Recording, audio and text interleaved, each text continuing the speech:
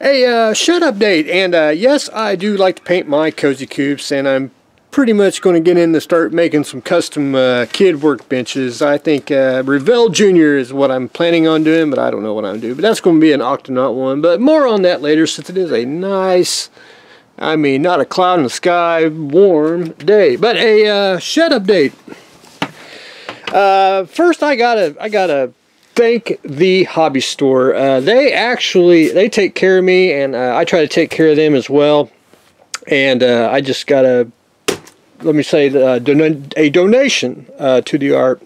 First up is the decal supplemental sheet. I guess you get all the names and all that. I was going to put it in the house, but I decided I'm going to leave it out here. And I got to say this about decals. Decals have a shelf life about 20, I want to say 20 years maybe. After that, if you buy a kit that's 20 years old, you better get some decal sheet. I try not to collect decals, but I do keep some for scanning purposes. So if they never come out with it again, at least you do have a copy. But anyway, this is the 1/350th scale decal sheet. We'll be adding that. I'm going to basically make them flat, and they go with the refits, so I'll put them down there, and they'll be safe and secure. We got Paragraphics is technically photo etch set for the 350 original Constitution. Anyway, that very gracious by the hobby store. And also the decal supplemental pack, which was designed by James Small from the Small Artworks. He helped do the decal, which it's cool and all, but I think the airbrush would take care of it. But anyway, that's kind of a collector's item for me anyway. But anyway, adding that to the art, and then Jolly Roger series. There's actually I think there's 5 of them. I have 1, 2, 3, and there's 2 more coming out. One's already out, but there's another one, and I'm waiting for the other one to come out so I can buy both at the same time, save me on shipping. But anyway, this was at the hobby store with my damn name on it, and they just forgot to tell me that it was back there. I paid for it a long time ago, so we're at another Jolly Roger. Of course, I bought 3 of them. I didn't know if they was going to make them again, and I need to go back and get another set of all of them, because that's the way we like to work around here. We like to have 2. But anyway, I think they're great kits. They're I like that style, little diorama and figure. I just think it's one of them cool kits. So we're adding another Jolly Roger to the art. I don't even know where to go with it. Up next, I went to a garage sale this Sunday afternoon, and there was model kits to be had, and everyone's seen the Prowler, which whatever, not too bad. Oh, they all just fall down now. But they had Danica Patrick, man. I went and paid. I bought that. I paid full price when that came out. It's a fairly new kit, and now I have 3. But anyway, and you do get a figure, which is, even better.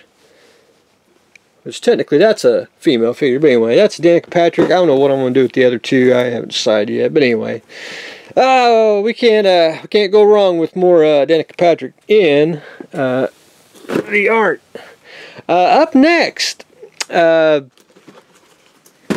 more Gundam balls, and this one comes with a robot. This one's actually my favorite one. I like it really well. I think it just opens up a lot of customization, and just yeah. And now I need 2 of them, because there's another one on the box, so that'd be 2. Which I'll have to get me another one when it comes out. But anyway, that's just basically 2 models: the robot suit and the white Gundam ball. Because technically, I don't have a white Gundam ball unless you want to. Whatever color that ain't white, that's more of a bluish color. But anyway, I need like 3 of these, because I like to have 2, but I also would like to have the one with the added extra guns on the back, which I just think is just too cool. But anyway, I like stuff like this. I think it's just outstanding. But anyway, adding Robot Gundam ball to the art. Also at a garage sale, and I went ahead and bought it. I'm not really into slot cars, but this was a Strombecker kit, and I don't own any Strombecker. I own one. It's an actual wood kit. But anyway, this is a slot car box. This is shot, but it was a good price on it, and they're pretty much assembled, and they're technically model kits, but you know, with motors, you know, so you can go race them and everything, and they're pretty complete. I know he's missing an arm, but anyway, I wanted the box and the basically they're, I want to say early 60s, and they're 32nd scale, which, you know, hey, yeah, I like my 32nd scale stuff. So anyway, I just thought it was a unique piece to have. You know, you don't see much Strombecker things anymore. You know, it's just one of those. So I got to find a place to put that so it won't get hurt anymore. But anyway, adding the ARC's first slot car kit to the ARC. A friend of mine 3D printed a 1/350th scale Starfighter, which everyone knows, and that's why he printed and gave me one. Where is it? For the 1/350th scale Enterprise. But you know, they came out with the old Lindbergh kit, which I thought was cool. Which, you know, no one really appreciates. You know, they want like some fancy kit, which I think that's just pretty darn slick the way. Just so much many possibilities. But anyway, he gave me a 3D printed one, and the gentleman that I built the Enterprise for, he wanted a Starfighter for his, so he printed him one and painted it, and he gave me one. So we'll be adding that to the ARC. Don't know where to put it though. I may have to start adding me a little give me a little nail here and start adding some little goodies. But anyway, I got to figure out where to put some of this, and I got to remember where I put things, because you know, we want to keep it pretty neat inside the ARC. Up next, I really wasn't planning on buying it. This is Cornelius from Planet of the Apes, which is in the 8R box, which he's pretty complete. I think he's missing one piece, which that's fine. But there was actually two kits in here. It was this kit right here, which is also, and it's complete. It is the $6 Million Man busting through the wall, which now I have too, which, you know, that's the way we like to work around here inside the ARC. But anyway, I got one in the box and I got one out of the box, which I'll probably just end up throwing that in there too. So we'll have a two for, if I find another empty box that's cheap enough, I'll, you know, try to get it. But anyway, I like this you know, 70s style kits where they, you know, figure in a diorama. I just think it's just it's a lost art that they don't do anymore. I mean, they'll do a fancy base like, you know, Mobius, and the closest one that comes to Aurora style bases would be Monarch. Mobius does too, but Monarch is about the only one I think does it. And of course, Polar Lights, you know, when they reissue a old Aurora kit. But anyway, other than that, it was a good buy. And where was it? I was looking for the where did I put them? Did I put them? Ah, yes. See, I started putting all the Polar Lights kits on that side when I first started putting model kits, and I never did really move them. And you know, I do like, they were cheap too. But anyway, that's another story. So we're adding 8R Cornelius and the $6 Million Man to the ARC. Again, I about fell over when I don't do auctions, and this popped up on an auction site, and I bought it. It was cheap. You just don't see it.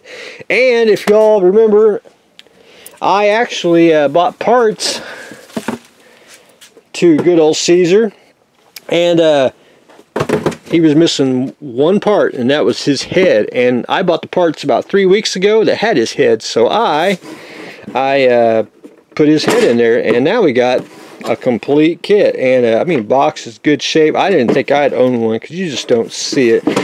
So anyway, I now own an official Caesar from 8R, which where did I put him? There we are. I got Dr. Zira in the 8R box. I think it's General Aldo. Yeah, I got General Aldo and Dr. Zaius in the 8R box. I need two more kits. I need General Xerxes and there's a ape on a horse, which I'll probably never get that one, but who knows? I never say never. But anyway, we're adding Cornelius. Adding Caesar to the art. And last but not least, I thought I would fall over. Again, I was on auction site, and I don't really buy on them often, but I found this little gem. This, if I can get the bag out, is a 1956 Hawk Skyray in a triangle box. It's one of those kits that you just do not see because of the rarity of the box. And the box is a little, you know, kind of shot, but again, what I paid for it, and I now own one. It's just absolutely insane. But anyway, it came out in 1956. It was more of a model gimmick. They actually put it in the triangle box. Well, the employees couldn't stack it. There was no way to stack it, and I think it's an actual genius way of marketing models. I think I just think it's cooler than the old real rectangle boxes. But anyway, kit's in good shape. It's you know, it's all there. Of course, you know, can't use decals. But anyway, the kit's the same. If you find the old Hawk kit, you'll never you know, it's always the same old kit. But anyway, trying to find it in the triangle box, that is just, you know, blew my mind. I was going to put this up there in the airplane section, but we are going to have to put this probably down here in the I call it, this is the Aurora kind of section. I kind of, and the vintage Hawk kits, so I'll probably stick that down here because that is just a unique find, and I got a bag for it so we can keep any particulates off of it. But anyway, that's what I've got going on today. We are adding Gundam robots, Gundam ball robots. We're adding some classic 8R kits, adding Caesar, Cornelius. We're adding the $6 Million Man. We are adding slot cars. Got to thank again the hobby store for the gifts to the art, and we are adding a vintage triangle Skyray plane into the art. So that's what I got going on today, so stay tuned for the next exciting episode.